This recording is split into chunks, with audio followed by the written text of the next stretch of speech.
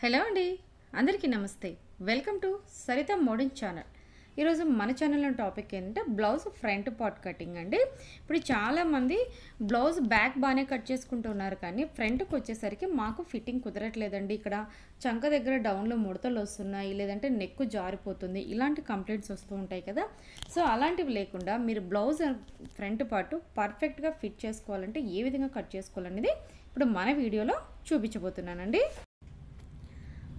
ముందుగా ఏం చేయాలంటే, మనం ఇందాక బ్యాక్ పార్ట్ కట్ చేసి పెట్టుకుంటాం కదండి, ఆ బ్యాక్ పార్ట్ తీసుకుని ఇక్కడ మిగిలిన క్లాత్ మీద ఈ విధంగా వీడియోలో చూపిస్తున్నాను కదా, ఈ విధంగా క్రాస్గా అనేది పరుచుకోవాలన్నమాట.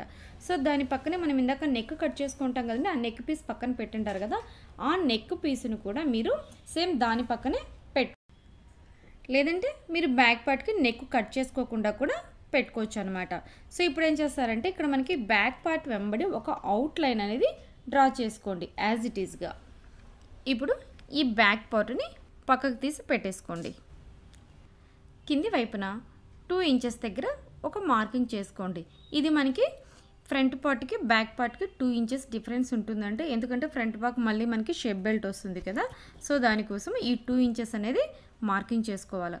సో మార్కింగ్ చేసుకున్న తర్వాత ఇక్కడ ఒక స్ట్రైట్ లైన్ అనేది డ్రా చేసుకోండి. ఇటువైపు నెక్ వెడల్పు అనేది ఒక్కసారి మార్కింగ్ చేసుకోండి. మనం ఇందాక నెక్ విడ్త్ ఎంత 2.5 ఇంచెస్ తీసుకున్నాము. సో 2.5 ఇంచెస్ దగ్గర ఒక మార్కింగ్ చేసుకొని ఇక్కడ మనకి ఫ్రంట్ పార్ట్ నెక్ కోసం డౌన్కి మార్కింగ్ చేసుకుందాం. ఇక్కడ మీడియం సైజ్ బ్లౌజ్ కాబట్టి నేను 6 ఇంచెస్ దగ్గర మార్కింగ్ చేస్తున్నానండి. సో అదే మీరు చిన్న సైజ్ బ్లౌజ్ అయితే 5.5, పెద్ద సైజ్ బ్లౌజ్ అయితే మీరు 6.5 ఇంచెస్ 7 ఇంచెస్ వరకు కూడా ఫ్రంట్ నెక్ అనేది తీసుకోవచ్చు అనమాట. ఇక్కడ చెస్ట్ లూజ్ని పట్టి కూడా ఫ్రంట్ నెక్ మార్కింగ్ చేసుకుంటున్నామండి. ఇప్పుడు చెస్ట్ హెవీగా ఉన్న వాళ్ళకైతే నెక్ అనేది కొంచెం డీప్గా తీసుకోవాలన్నమాట. సో చెస్ట్ లేని వాళ్ళకైతే మనకు 5 ఇంచెస్ లేదా 5 ఇంచెస్ వరకు తీసుకున్న సరి. నెక్ వెడల్పు నుండి కింద డౌన్కి అనమాట. ఇప్పుడు మళ్ళీ మీరు ఒకసారి చెక్ చేసుకోండి, కింద పైన సేమ్ నెక్ వెడల్పు వచ్చిందా లేదా అని. వచ్చిన తర్వాత ఇక్కడ వీడియోలో చూపించిన విధంగా స్క్వేర్ లాగా ఒక బాక్స్ డ్రా చేసుకొని ఇందులోంచి మీరు నెక్ అనేది డ్రా చేసుకోవాలన్నమాట. ఇక్కడ ఫ్రంట్ నెక్ కోసం ఒక చిన్న టిప్ అండి. మీకు మామూలుగా ఏం చేస్తారంటే, ఫ్రంట్ నెక్ రౌండ్ లోపల వైపు నుంచి తీస్తే కొంచెం కుదించుకున్నట్లు వస్తుంది. కొంచెం ఫ్రంట్ కూడా మనకి బ్రాడ్గా రావాలి, షేప్ నీట్గా కనిపించాలంటే ఇక్కడ మనం ఏం చేసాము, ఇందాక 2.5 ఇంచెస్ తీసుకున్నాం కదా, దీనికి జస్ట్ ఒక 1/2 ఇంచ్కి ఎక్స్ట్రా మార్కింగ్ చేయండి. ఎక్కువ వద్దు, మళ్ళీ ఒక 1/2 ఇంచ్ మాత్రమే ఎక్స్ట్రా మార్కింగ్ చేసుకుని దీన్ని పైన 2.5 ఇంచెస్కి కలిపేసుకోండి. ఇప్పుడు మీరు నెక్ రౌండ్ షేప్ అనేది ఇప్పుడు ఈ లైన్ టచ్ చేస్తూ తీసుకోవాలన్నమాట. సో ఈ విధంగా డ్రా చేసుకోవడంలో ఏమవుతుందంటే, మీకు ఫ్రంట్ నెక్ షేప్ అనేది చాలా నీట్గా ఫిట్టింగ్ కూడా బాగుంటుందండి. నెక్స్ట్ టైం మీరు ఈ విధంగా కట్ చేసి చూడండి, మీకే తెలుస్తుంది. ఆ తర్వాత ఇక్కడ ఆర్మ్ హోల్కి డీప్ తీసుకోవాలి కదండి, మనం ఇందాక 1.5 ఇంచెస్ పెట్టినాం కదా బ్యాక్ పార్ట్కి. సో ఇక్కడ దీనికి ఏం చేస్తారంటే, ఇక్కడ జస్ట్ ఒక 0.5 ఇంచెస్ అంటే 1/2 ఇంచ్ డౌన్కి ఒక మార్కింగ్ చేసుకొని ఈ మార్కింగ్కి కొంచెం రౌండ్ షేప్ తీస్తూ డౌన్ మార్కింగ్ అనేది చేసుకోవాలండి. సో ఇప్పుడు మనకి చెస్ట్ పాయింట్ దగ్గర ఒక 1/2 ఇంచ్ డౌన్ తీసుకోవాలండి. సో చెస్ట్ పాయింట్ ఫ్రంట్ పార్ట్కి ఏ విధంగా నోట్ చేసుకోవాలంటే, షోల్డర్ నుంచి కరెక్ట్గా షోల్డర్కి సెంటర్ ఎగ్జాక్ట్ రావాలండి. ఈ కింది సైడ్కి ఒక పాయింట్ నోట్ చేసుకున్నామంటే ఇది చెస్ట్ పాయింట్ అనమాట. సో దీనికి ఒక 1/2 ఇంచు మార్కింగ్ చేసుకోండి.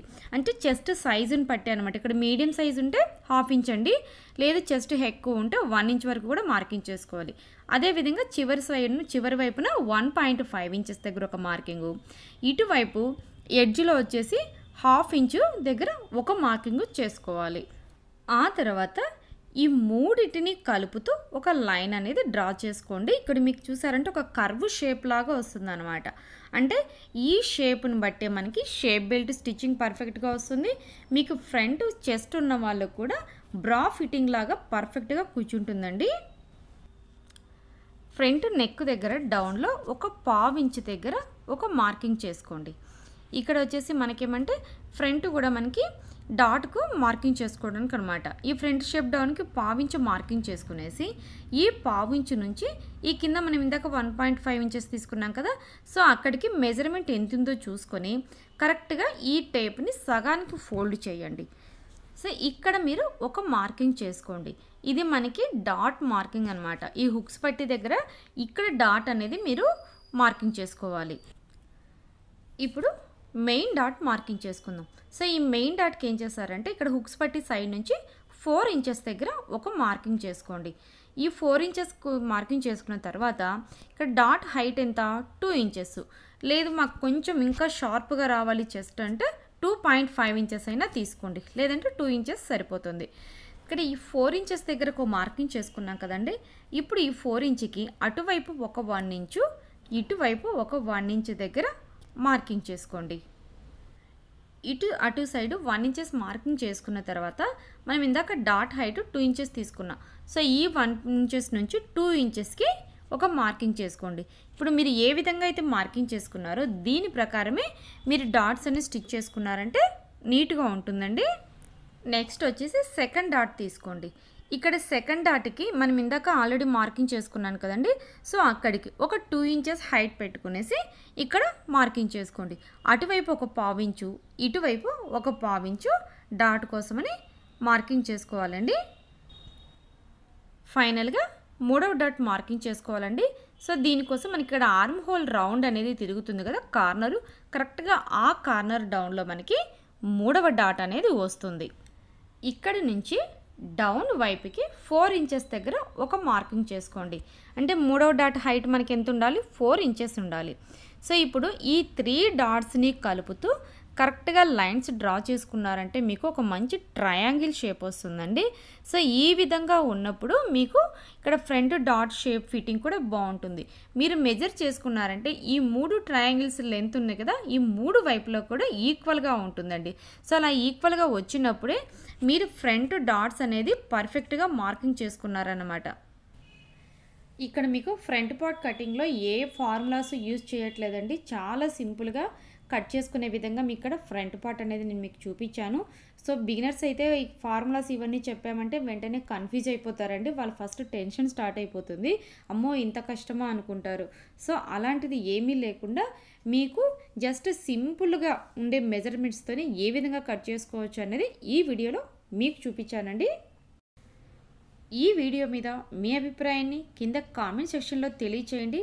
అదేవిధంగా ఈ వీడియో మీ రిలేటివ్స్కి కానీ ఎవరికైనా యూజ్ అవుతుందంటే తప్పకుండా షేర్ చేయండి.